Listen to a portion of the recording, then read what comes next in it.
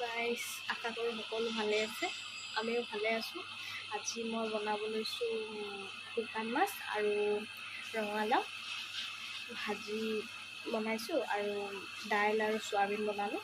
সেইখিনি দেখাবলৈ নহ'ল, দেখালোৱে আৰু চাই থাকিব, দেখাম। ৰ'ব বনাই আছোঁ, তাৰপিছত দেখাইছোঁ, চাই থাকিব মোৰ ভিডিঅ'। ৰঙালাও আমাৰ মিছা মাছটো অলপ ধুই ল'লোঁ ভালকৈ, তেল পিঁয়াজ ৰঙা কৰিলোঁ, ৰঙা কৰি মছলা ভাজিলোঁ, মছলা ভাজি মিছা মাছখিনি দি দিলোঁ।